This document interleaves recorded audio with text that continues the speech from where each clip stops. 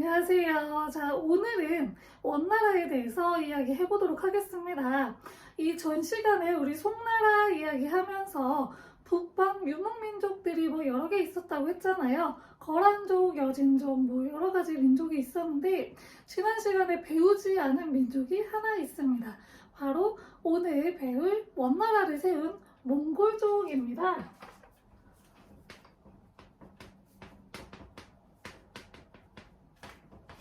이 몽골족은 여진 거란과 마찬가지로 이 북방에서 세력을 키우고 있던 민족이었어요. 이 몽골족은 서서히 이제 세력을 키우고 나가면서 중국을 이제 지배를 하기 시작을 했어요. 몽골족 같은 경우에도 지난 시간에 이제 거란족, 여진족과 마찬가지로 여러 가지 부족들이 분열이 돼 있었어요. 그 가운데서 권력 다툼이 일어났었고 예수게이라고 하는 사람이 독살을 당하게 돼요. 그러면서 이 예수게이의 아들이었던 테무친이 복수를 다짐하고 점차 자신의 힘을 키우기 시작을 합니다. 그리고 그 힘을 키워서 몽골족 전체를 통일을 하고 몽골족의 회의였던 쿠릴타이에서 칭호를 획득하게 되었습니다. 그 칭호가 여러분들이 많이 들어보셨던 칭기즈칸이라고 하는 칭호입니다.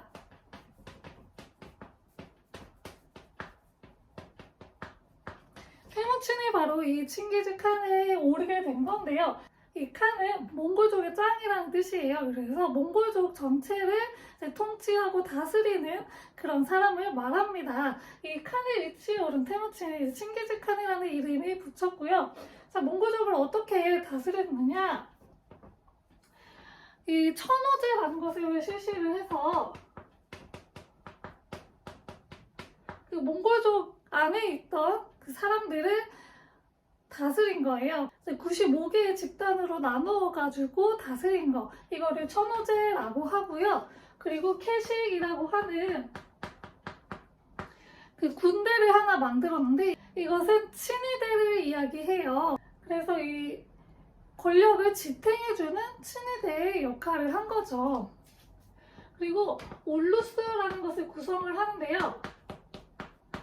이거는 이제 몽골족을 구성하는 집단들이 있잖아요. 이 집단을 이렇게 나눠 놓고서 이것을 울루스라고 칭한 거예요. 그래서 그 집단들 중에 가장 크기가 큰 집단을 울루스라고 하였습니다. 이 칭기즈칸은 굉장히 많은 정복 활동을 통해서 영토를 확장을 해나갔어요.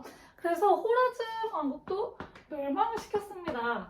호라즘 왕국은 굉장히 번성했던 그런 왕국이래요. 근데 이 왕국이 정말 하루아침에 다 없어져 버렸대요. 이 굉장히 기동력이 좋은 이제 말을 끌고서 정복 활동을 펼쳤기 때문에 굉장히 빨리 다 쓸어버릴 수가 있었다고 합니다. 그래서 호라즘 왕국도 멸망을 하게 되었습니다.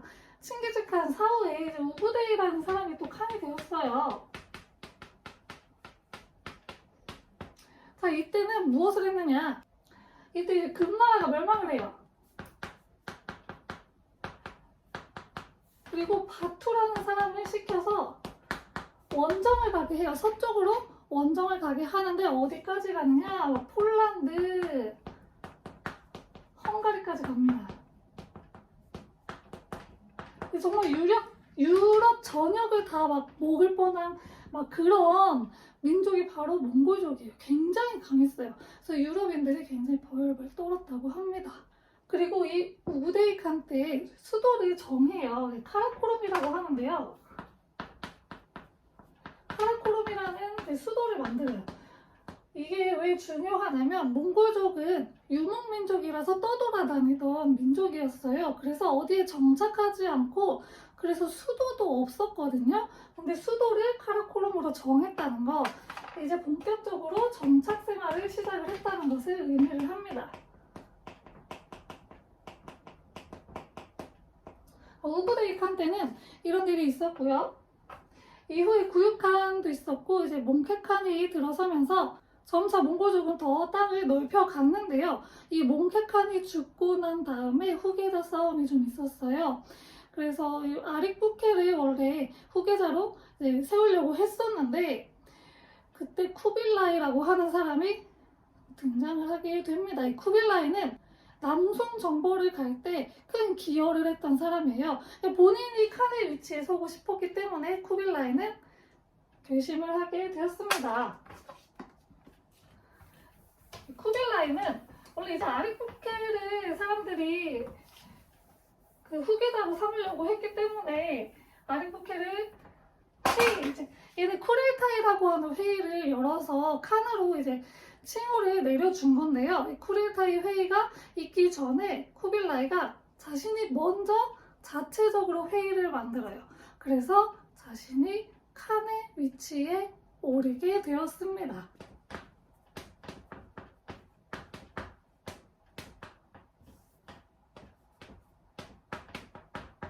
쿠빌라이가 자체적으로 이제 회의를 열어서 자신이 칸의 위치에 오르니까 아릭부케를 옹호하려던 아릭부케파가 있겠죠. 그래서 권력 다툼이 또 일어나요. 카이도의 난이라고 하는데 이걸로 인해서 이 쿠빌라이는 더 명확하게 자신이 권력을 잡게 돼요. 그러면서 자신이 칸의 위치로 서게 되었고요. 쿠빌라이는 나라 이름을 이제 만들어요. 그 나라 이름이 대원이에요. 그래서 원나라라고 하는 나라가 이때 만들어지고요. 수도를 옮겨요. 대도라고 하는 곳으로 옮기는데 여기가 바로 베이징입니다. 연경이라고도 하는, 현재 우리는 베이징으로 알고 있죠. 이 베이징으로 이때 수도를 옮기게 되었습니다. 자, 이 쿠빌라이 같은 경우에는 우리한테 굉장히 많은 영향을 줬던 칸이에요. 우리나라 고려시대 때 원간섭기가 있었잖아요. 그 원간섭기 시절의 칸이 바로 이 쿠빌라이 칸이에요. 그래서 고려를 또 이제 간섭을 하기 시작을 했고 일본 원정도 떠납니다. 하지만 이 일본 원정 같은 경우에는 태풍을 만나면서 두 차례 다 실패를 성공적으로 이렇게 하지는 못했어요. 그래서 이런 일들이 있었고요. 그리고 쿠빌라이 칸은요, 베트남도 침공을 했어요. 그런데 이 베트남은 당시 누가 있었냐? 쩌흥다오라고 하는 사람이 등장을 해요. 그래서 이 베트남은 복속을 하지 못해요. 쩌흥다오가 이 몽골족 쿠빌라이 칸에게 대적을 하면서 몰아내거든요. 그래서 몽골족이 유일하게 실패한 원정이 바로 이 베트남 원정이에요. 정말 대단하죠. 그래서 베트남에서는 이 쩌능다오를 굉장히 영웅으로 모시고 있다고 합니다. 자, 그리고 쿠빌라이 칸 때 드디어 남송이 멸망을 하게 되었습니다. 남송을 정벌해서 남송이 멸망하게 되었어요. 자, 이제 남송도 정벌을 시켰겠다. 이제 본격적으로 원래 이제 한인이 있던 그 지역을 몽골족이 다스리게 되었는데요. 이 몽골족은 한족뿐만 아니라 서역으로도 넓히면서 그 서양인들도 다스리게 되었잖아요. 그래서 이 사람들을 다스리기 위한 그런 정책들을 해요. 이거를 이제 민족 차별 정책이라고 하는데,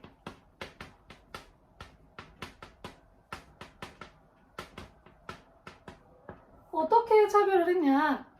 맨 위에는 당연히 몽골족이겠죠. 그리고 그 바로 밑에 층에는 서양인들이었던 생목인, 서양인 그 서역 쪽에 있던 그런 사람들이고요. 그 밑에는 한인, 북쪽에 살던 한족, 그리고 여진족, 거란족, 고려인들이 바로 이 한인에 속하고요. 제일 밑에 남인이 속하게 되었습니다. 그래서 이런 모습의 그런 신분제들도 이제 차별 정책을 펼친 건데요. 어떻게 차별을 했냐? 이 남인들을 굉장히 많이 차별을 했어요. 왜냐하면 남인들은 남송인들이거든요. 남송에 살던 한인들이 말이에요. 이 남송을 마지막으로 정벌을 했잖아요. 그리고 남송이 끝까지 몽골족에게 대항을 했대요. 자기는 이 몽골족의 지배를 받지 않겠다. 그래가지고 더 차별을 많이 했던 거고, 관직 진출이라든지 여러 가지 측면에서 굉장히 차별을 많이 받았다고 해요. 이런 식으로 차별을 뒀던 게 몽골족의 민족 차별 정책입니다. 이 몽골족이 서양까지 이제 세력을 넓혀서 땅을 넓혔다고 했잖아요. 그래서 굉장히 넓은 영토를 가졌고 역사상 정말 유례 없는 넓은 영토를 가진 나라가 되었어요. 자, 그러다 보니까 이 넓어진 영토를 더욱더 효과적으로 다스리기 위한 방법을 고안을 해냈죠. 그게 바로 역참제도입니다. 이 역참제도는 일정 거리마다 숙박시설을 만들어서 거기서 쉴 수 있고 또 말도 교환할 수 있고 이렇게 해준 거예요. 그래서 상인들도 그렇고 그리고 각 나라를 오가는 사신들도 여기서 쉴 수가 있었어요. 이런 역할을 했던 게 바로 역참제도입니다. 그리고 또 동서문물 교류가 굉장히 활발했어요.